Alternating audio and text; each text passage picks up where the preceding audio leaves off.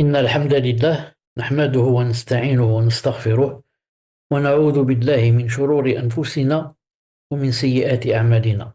من يهده الله فلا مضل له ومن يضلله فلا هادي له، وأشهد أن لا إله إلا الله وحده لا شريك له، وأشهد أن محمدا صلى الله عليه وسلم عبده ورسوله.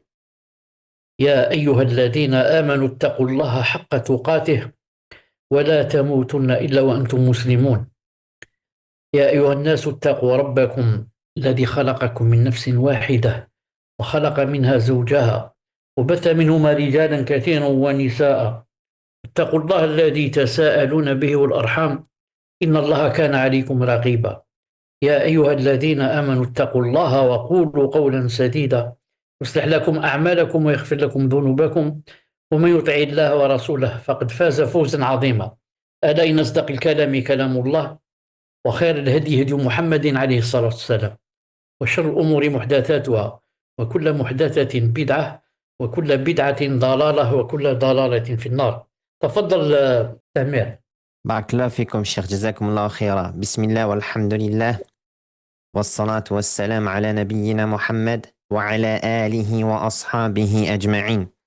Marhaban bikum, bienvenue à vous en ce mardi 8 Dhul Qa'da 1446 de l'Hégire, correspondant au 6 mai 2025, pour ce troisième cours sur Usul ad-Da'wati Salafiyya, les fondements de la prédication salafiyya, du noble savant Abdus Salam ibn Barjas, qu'Allah Azza wa Jal lui fasse miséricorde, et expliqué et commenté par notre cheikh ici présent, Mohammed Chalabi Hafidhahullahu Azza wa Jal, qu'Allah Azza wa Jal le préserve de tout mal. Tafaddal cheikh.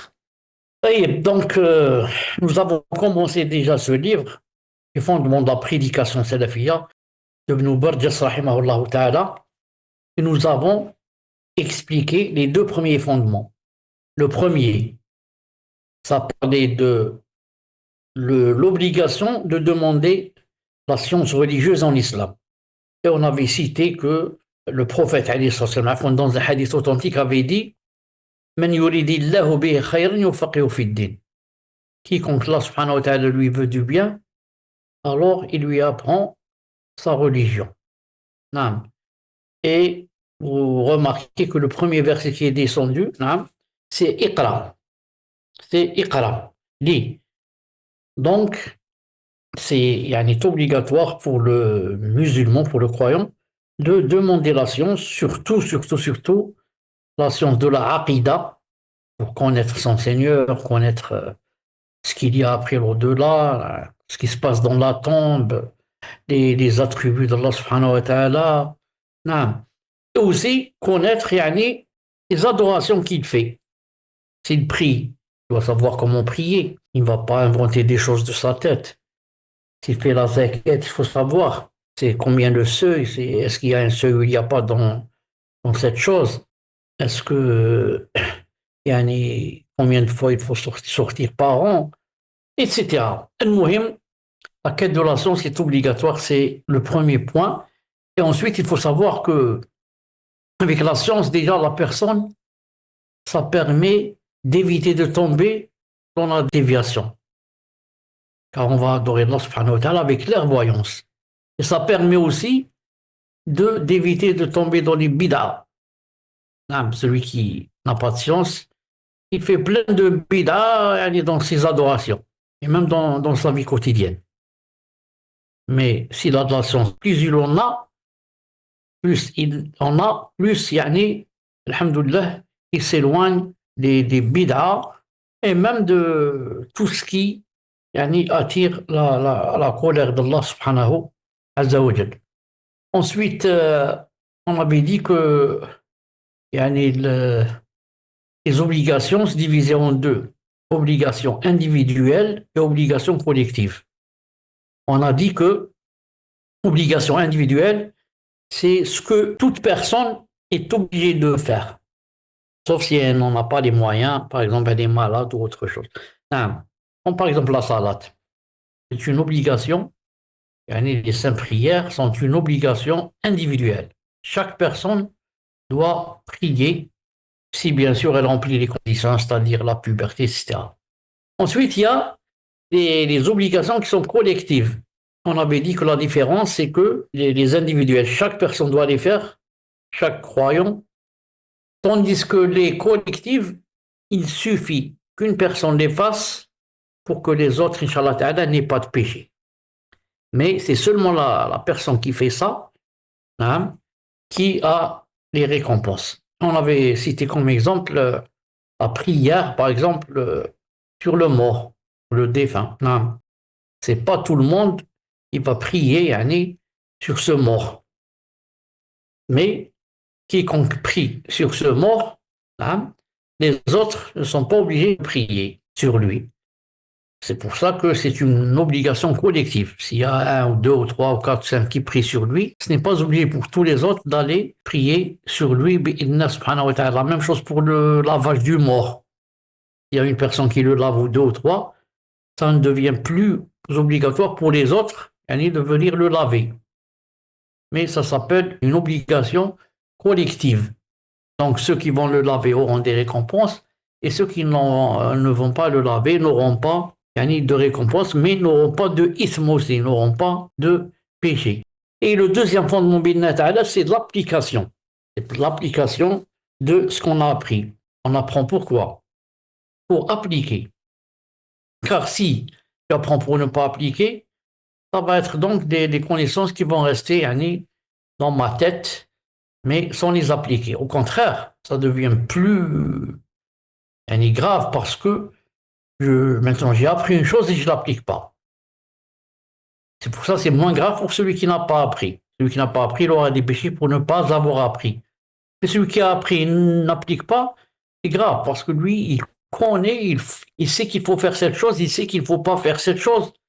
Et quand même, il n'applique pas ni en faisant, ni en délaissant ce qui est interdit. Ah.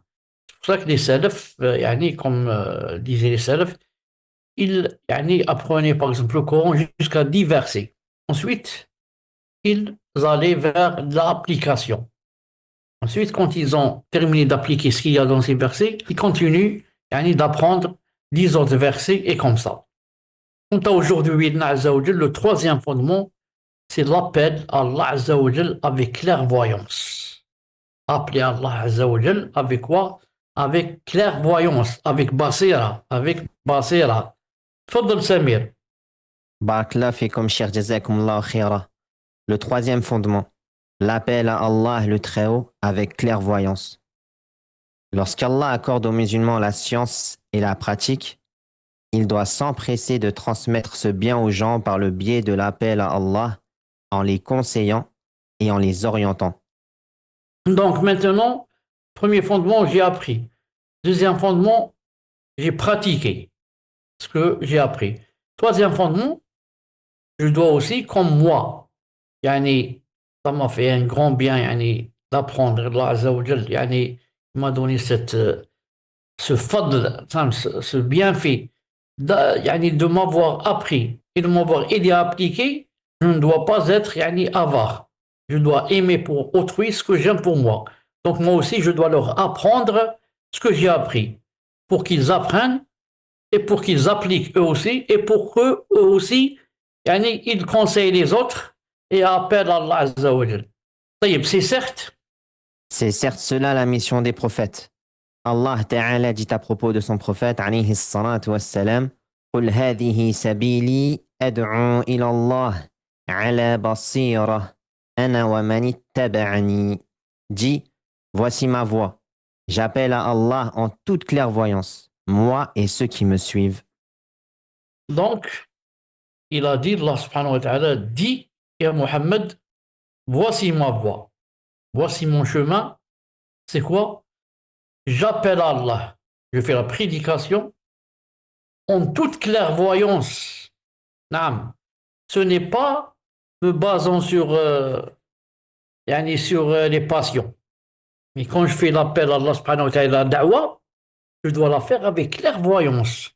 Avec clairvoyance. C'est-à-dire me baser sur les textes.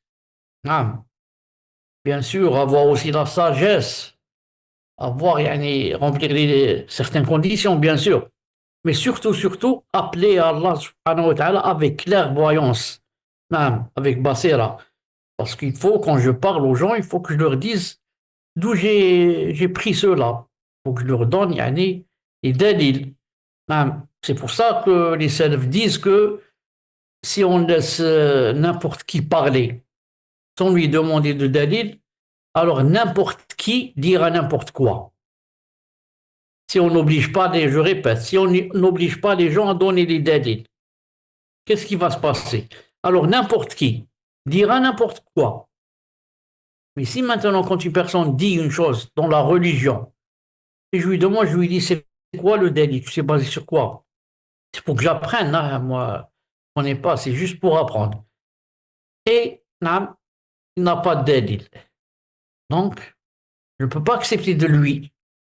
Je lui dis, comme tu as dit toi, moi, je peux dire le contraire. Et une troisième personne peut dire autre chose, puisqu'il n'y a pas de délit. Et maintenant que je demande le délit, personne ne peut parler, sauf s'il a un délit. Et tant qu'il n'a pas de délit, qu'est-ce qu'il fait? Il doit se taire et laisser place pour que parlent ceux qui ont les délits bi'idna Azza wa Jal. Donc remarquez, voici ma voie, mon chemin, qu'est-ce que je fais? J'appelle Allah Azza wa Jal. Comment? En toute clairvoyance. Qui? Moi, Mohammed sallallahu alayhi wa sallam, et ceux qui me suivent. Le témoin du cours et ceux qui me suivent. Ceux qui me suivent, ce sont qui? Moi, toi, tous ceux qui yani, sont musulmans et sont croyants et suivent le prophète alayhi salam. Donc eux aussi ils appellent Allah Ta'ala ou ils doivent appeler Allah Azza wa Jal en toute clairvoyance. Tfadal. Ahsanallahu alaykum, cheikh. Allah a élevé le rang de celui qui appelle à lui au-dessus des autres. Il dit Azza wa Jal, وَمَنْ أَحْسَنُ قَوْلًا مِمَّنْ دَعَا إِلَى اللَّهِ وَعَمِلَ صَالِحًا وَقَالَ إِنَّنِي مِنَ الْمُسْلِمِينَ. Et qui profère meilleure parole que celui qui appelle à Allah, fait bonne œuvre et dit, je suis certes du nombre des musulmans. Naam, subhanallah. Yani Allah subhanahu wa ta'ala dit, et qui peut dire une meilleure parole que celui qui appelle Allah? Est-ce qu'il y a quelqu'un qui yani, a fait une bonne parole, une meilleure parole que celui qui appelle Allah Azza wa Jal? C'est impossible. L'autre appelle Allah Azza wa Jal et l'autre appelle à quoi? Appelle à la dunya. Il est en train de parler des voitures, de l'économie, de la politique, je ne sais pas de quoi il parle, du sport. Et on a une deuxième personne qui, non, qu'est-ce qu'elle fait? Elle est en train de faire da'wa Allah subhanahu wa ta'ala. Appeler les gens à prier, appeler les gens à faire le tawhid, appeler les femmes à se voiler, appeler les gens à délaisser la riba, délaisser la zina, délaisser le vol, délaisser le mensonge. Et comme ça. Est-ce qu'on peut comparer entre les deux? C'est impossible. Allah Ta'ala a dit, et qui profère meilleure parole que celui qui appelle Allah. Ça veut dire, Allah Ta'ala veut dire qu'il n'y a pas, qu'il n'y a pas. Et ensuite, que fait cette personne? Elle appelle Allah Azza wa Jal et fait bonne œuvre. La deuxième chose, elle fait bonne œuvre. Pourquoi? Parce qu'elle peut appeler Allah subhanahu wa ta'ala tout en contrariant à ce quoi elle est en train d'appeler. Non. La personne peut dire yani, aux gens, il faut prier, celui qui prie pas, c'est très grave. Les savants, la plupart ont dit, il est kafir. Le hadith a dit, la différence entre nous et les mouchirikoun, c'est la prière. Celui qui la délaisse, il est kafir. Et comme ça, et lui-même ne prie pas. Lui-même ne prie pas. Alors il va dire, yani, la riba, c'est-à-dire l'usure, c'est un péché très grave. Ensuite, on trouve qu'il a un compte. Un compte, yani, ce qu'on appelle d'épargne. Donc, il a un compte dans la banque et il a déposé son argent là-bas et on lui donne à chaque fois yani, des intérêts. Donc, Allah Ta'ala dit, il n'y a pas meilleur que celui qui appelle Allah, mais en même temps, il fait bonne œuvre. Il applique ce qu'il dit. Et en même temps, il dit, je suis du nombre des musulmans. Il reconnaît, yani, il fait partie de la Jama'a, des musulmans, il est fier de cela et il le dit et l'affiche. Il n'a pas honte de dire qu'il est musulman. Tfadal. Sallallahu alaykum, cheikh. Quant à sa récompense, elle est immense en raison de la grandeur de son œuvre. En effet, le prédicateur à Allah reçoit une récompense égale à celle de ceux qui le suivent dans le bien, sans que cela ne diminue en rien leur récompense. Donc, celui qui appelle Allah Azza wa Jal, a une très grande récompense. En raison de quoi? De la grandeur de son œuvre. Il appelle Allah Azza wa Jal. Et en même temps, il applique ce qu'il fait. En effet, le prédicateur Allah Azza wa Jal reçoit une récompense égale à celle de ceux qui le suivent dans le bien, sans que cela ne diminue en rien leur récompense. Donc, le grand bienfait qu'Allah Ta'ala a donné et la grande récompense qu'Allah Azza wa Jal donne à celui qui appelle Allah Azza wa Jal, c'est-à-dire le prédicateur, c'est qu'à chaque fois qu'il fait da'wa à une personne, il reçoit une récompense égale à celui qui l'a suivi. Si subhanallah ta'ala, il a appris quelque chose et il l'a fait apprendre à une autre personne, donc il a la récompense aussi de cette personne qui a appris sans que cela ne diminue en rien la récompense de celui qui a appris et la personne à laquelle il a fait da'wa bi'idhni azza wa jal. Donc vous voyez le grand avantage du prédicateur et de la prédicatrice, le grand avantage comparé à celui qui ne fait pas la da'wa. Quand on dit faire da'wa, comme on va le voir un peu plus tard, ce n'est pas obligatoirement faire une khutbah sur le mimbar ou bien avoir une chaise dans une mosquée pour faire la da'wa. Non, la da'wa, tu sais quelque chose, tu connais quelque chose, tu es sûr que c'est comme ça, alors tu la divulgues à une autre personne et comme ça tu as fait da'wa, Inch'Allah ta'ala. Il est rapporté. Il est rapporté dans un hadith de Ali radiallahu anhu que le prophète alayhi salatu wassalam a dit لأن يهدي الله بك رجلا واحدا خير لك من حمر النعم. Qu'Allah guide par ton intermédiaire une seule personne est meilleure pour toi que les chamelles rousses, les chameaux roux qui étaient les biens les plus précieux pour les Arabes. Donc le prophète a dit, si Allah Azza wa Jal fait de toi une cause, un sabab, pour guider une seule personne, pas deux, une seule, c'est meilleur pour toi que les chamelles rousses. Chamelles rousses, on vient de voir, c'est les biens les plus précieux pour les Arabes. Et qui pouvait avoir un chameau roux? C'était vraiment pas facile. C'était vraiment pas facile car c'était vraiment cher et on n'en trouvait pas beaucoup. On n'en trouvait pas beaucoup. Imaginez le chameau, combien il coûte maintenant. Il a dit, si Allah Azza wa Jal fait de toi un seb pour guider une seule personne, c'est mieux que autrefois pour une personne d'avoir par exemple un chameau roux. Tfaddal.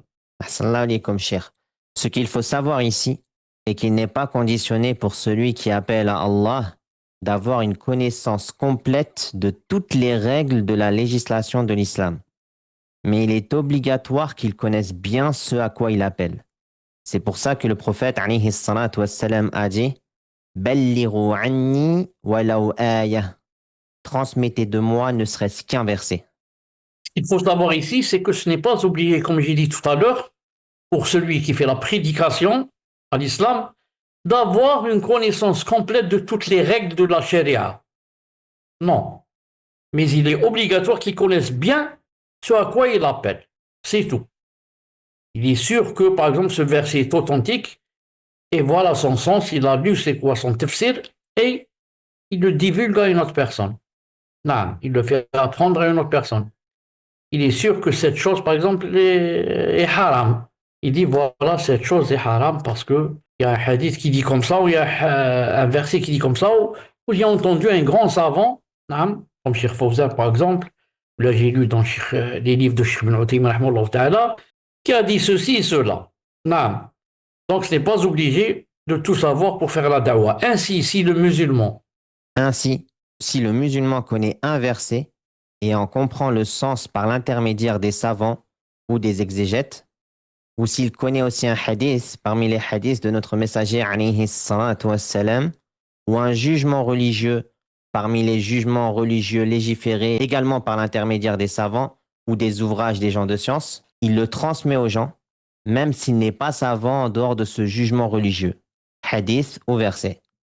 Voilà, même s'il ne connaît que ce hadith, et il est sûr que ce hadith est authentique et il a été expliqué par des savants, s'il le divulgue à autrui, il aura, Inch'Allah Ta'ala, des récompenses et c'est quelqu'un qui a fait la da'wa à Allah subhanahu wa ta'ala. Donc, c'est pas obligé de connaître toute la sharia ou là pour faire da'wa à Allah subhanahu wa ta'ala.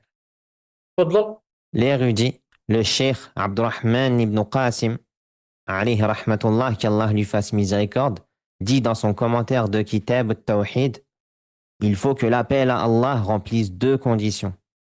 Qu'il soit sincère pour le visage d'Allah, et qu'il soit conforme à la sunna du messager d'Allah, alayhi salatu wassalam, et que celui qui appelle connaisse bien ce à quoi il appelle. S'il manque à la première condition, il devient associateur.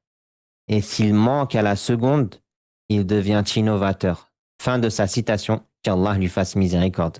Abdurrahman ibn Qasim, rahimahullah ta'ala, a dit il faut que l'appel à Allah remplisse deux conditions. Celui qui veut faire la dawa doit remplir deux conditions. Qu'il soit sincère pour le visage d'Allah. Je ne fais pas donc ça pour qu'on me donne de l'argent, pour qu'on me donne un poste, pour. Je le fais pour le visage d'Allah subhanahu wa ta'ala. Et cette chose ne peut la savoir que qui? La personne elle-même. Sinon, les gens ne peuvent pas savoir les autres, ne peuvent pas savoir ce qu'il y a dans son cœur. Il y a Allah qui connaît ce qu'il y a dans son cœur. Et la deuxième des choses, la deuxième condition, qu'il soit conforme à la sunna du messager d'Allah sallallahu alayhi wa sallam. Et que celui qui appelle connaisse bien ce à quoi il appelle. Car s'il manque à la première condition, qui est la sincérité, il devient associateur. Il fait d'avoir pour que les gens disent de lui du bien. Et s'il manque à la deuxième, suivre la sunna, il devient innovateur. Car celui qui ne suit pas la sunna, qu'est-ce qu'il va faire? Il va faire une bida. Et soit sunna, soit bida. Donc celui qui doit faire la prédication doit remplir ces deux conditions. Partons de la deuxième condition, qui est suivre la sunna.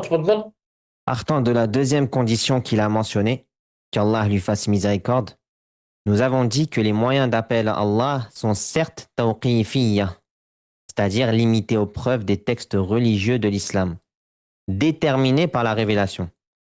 Il ne faut y ajouter aucune chose sur laquelle n'était pas le messager d'Allah, alayhi salatu wassalam. C'est pour cela que les pieux prédécesseurs ont sévèrement réprouvé ahlus sama', les gens de l'écoute, entre parenthèses, que pratiquaient les soufis. Même si cette écoute était exempte d'instruments interdits, tels que les instruments de divertissement ou ce qui s'y apparente. Même si cette écoute était utile pour attendrir les cœurs, car il n'est pas appuyé par une preuve du Coran, ni de la Sunna, ni par l'action des pieux prédécesseurs de la communauté, qu'Allah Ta'ala les agrée. Donc il dit, partons de la deuxième condition qu'il a mentionnée, c'est-à-dire suivre la Sunna, qu'Allah lui fasse miséricorde. Nous avons dit que les moyens d'appel à Allah sont certes tawqifiyya. Il veut dire ici que les moyens d'appel à Allah subhanahu wa ta'ala doivent être tawqifiyya, c'est-à-dire limités aux preuves des textes religieux de l'islam déterminés par la révélation. C'est ça ça veut dire tawqifiyya. Ça veut dire que les moyens que je dois utiliser pour faire la prédication ne doivent pas être des moyens que j'ai innovés comme ça de ma tête. Non. Mais ce sont des moyens qui existent dans le Coran et dans la Sunna. Et il ne faut y ajouter aucune chose sur laquelle n'était pas le messager alayhi salam. C'est pour ça que les pieux prédécesseurs ont sévèrement réprouvé as-sama', les gens de l'écoute. Non. Sama' les gens, par exemple, se regroupent et commencent comme ça, comme à chantonner, comme ça en groupe, etc. Et ils disent ça rentre dans la da'wa. Comme ça, les gens, On va les attirer, voilà, on va les attirer de cette façon. Cette façon était pratiquée par les soufis. Il dit ici, même si cette façon, d'écoute, dans cette façon d'écoute, il n'y avait pas d'instrument interdit, comme la guitare, comme quoi, tels que les instruments de divertissement, ce qui s'y apparente. Même s'il n'y a pas d'instrument interdit, c'est interdit. Pourquoi?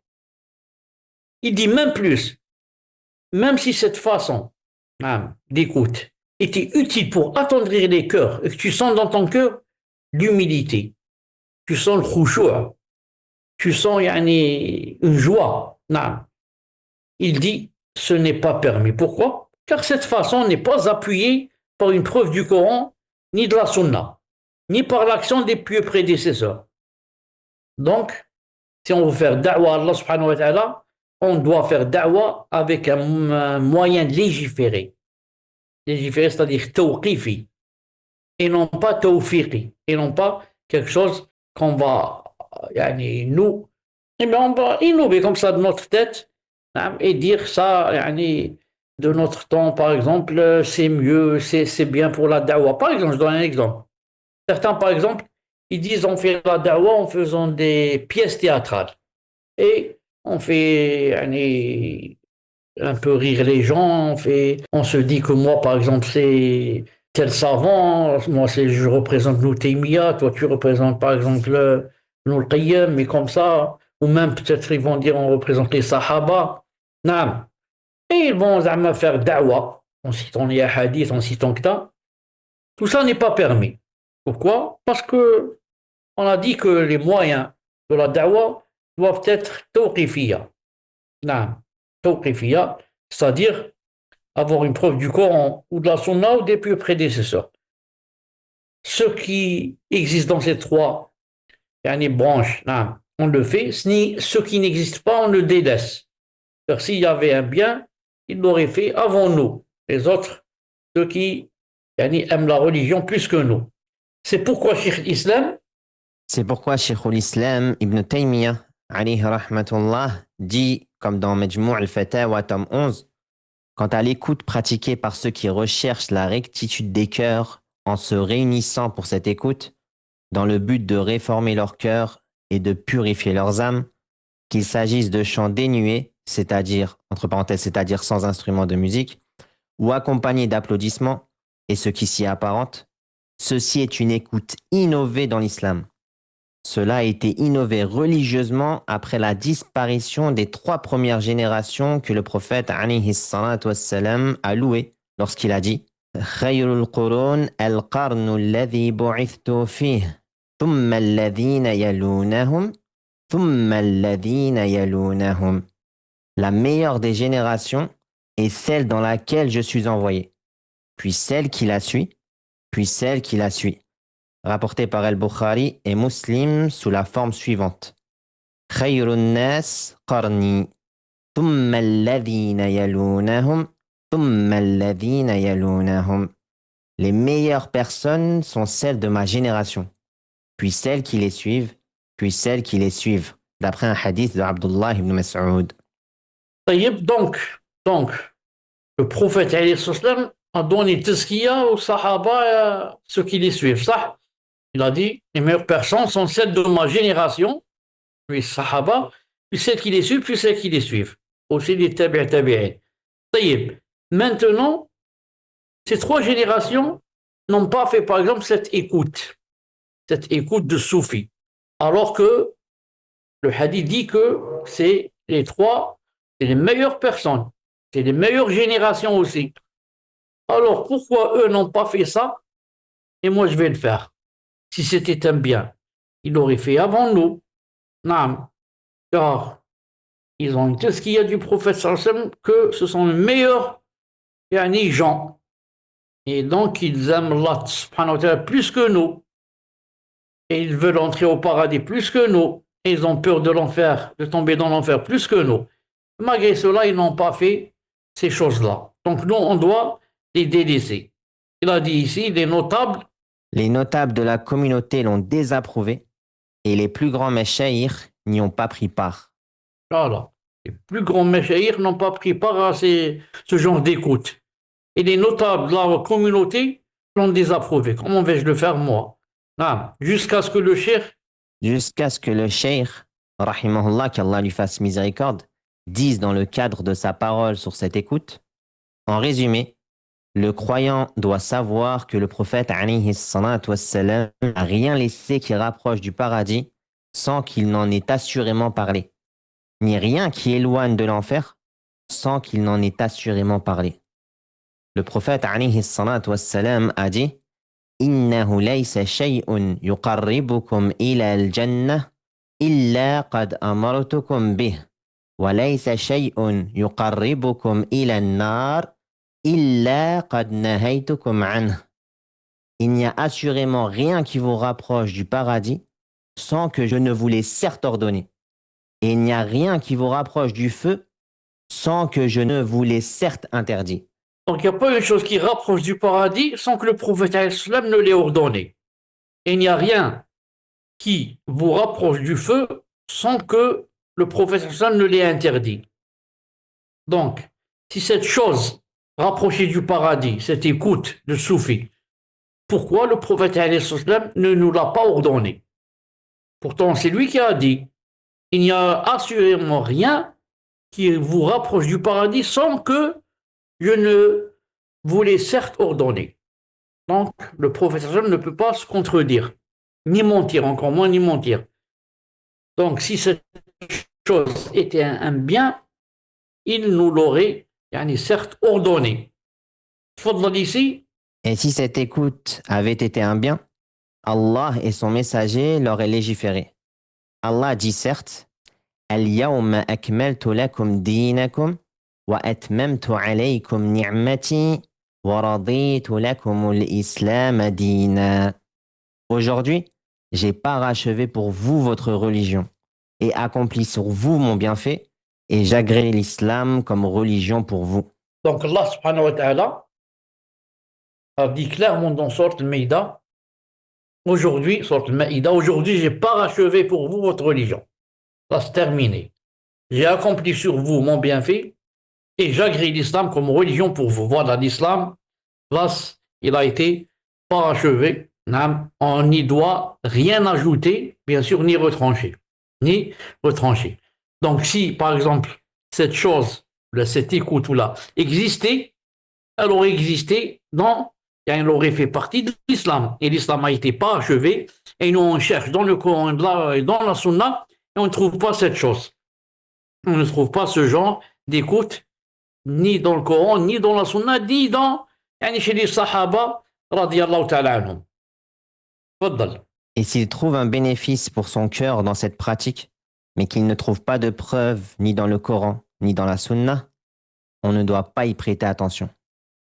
Ici, il veut dire que la joie, ou le bonheur, ou disons, l'exultation qu'une personne peut trouver dans son cœur en écoutant par exemple quelque chose, ou des anachides, ou je ne sais pas quoi, ça ne veut pas dire que cette chose est légiférée.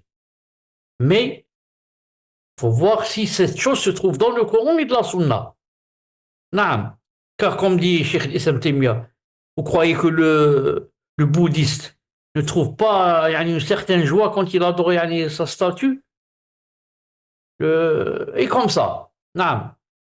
Il n'y a pas quelqu'un qui adore une chose sans qu'il ne trouve un plaisir dans son cœur ou une joie. Mais comme dit Ibn al-Qayyim, cette joie, c'est comme la joie de celui qui a la gale. Il est plein de boutons. Et ça démange, alors il commence à gratter. Quand il commence à gratter, il trouve de la joie ou là, il ne trouve pas? Il trouve un petit plaisir. Mais qu'est-ce qu'il a fait en fin de compte? Il trouve sa peau. Il trouve sa peau tellement il gratte. Il voudrait qu'il ait des ongles vraiment longs. S'il pouvait, il gratterait avec des ongles en fer, tellement ça le démange. Et il trouve un plaisir quand il gratte. Mais est-ce que c'est bien ce qu'il fait? Il se remplit de sang. Et il trouve sa peau. Donc la même chose pour celui qui n'adore pas Allah subhanahu wa ta'ala, il adore les fausses divinités et il trouve une joie. Ou un plaisir ou Ah. Regardez par exemple ce qu'on appelle les sœurs chrétiennes.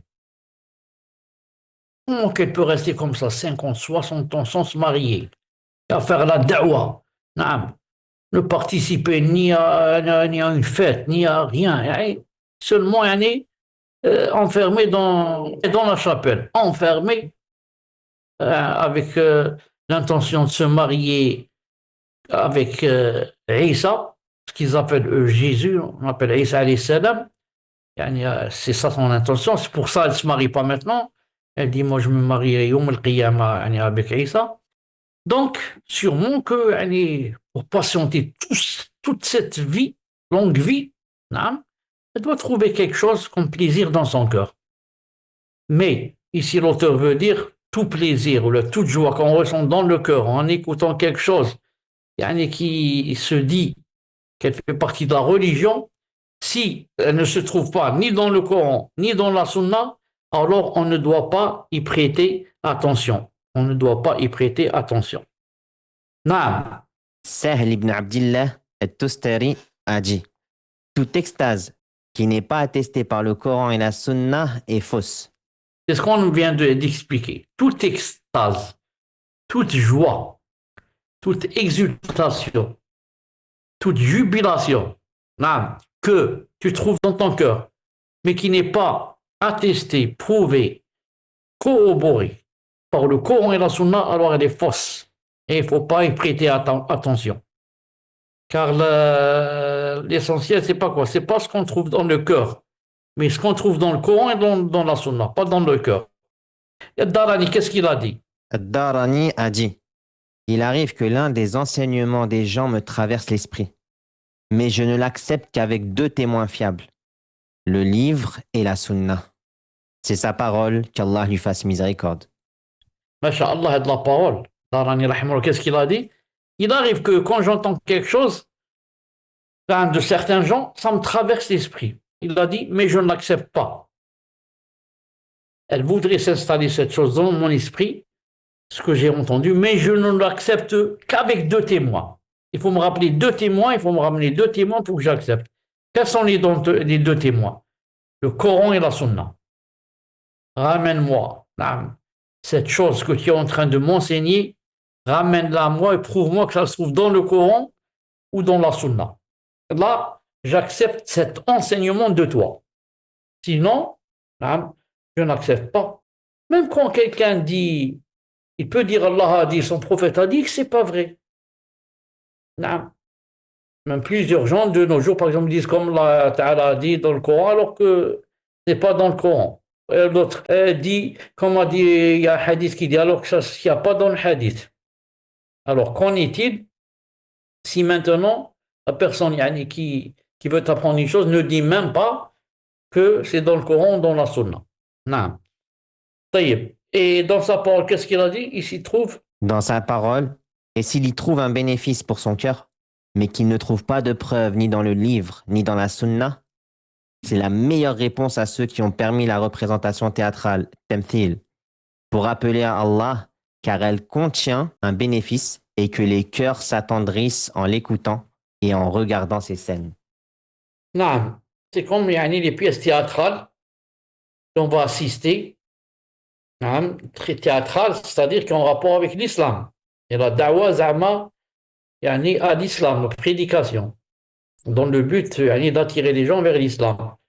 Il a dit, même si on trouve un certain bénéfice et que les cœurs s'attendrissent en écoutant et en regardant ces scènes, on ne doit pas l'accepter. Pourquoi?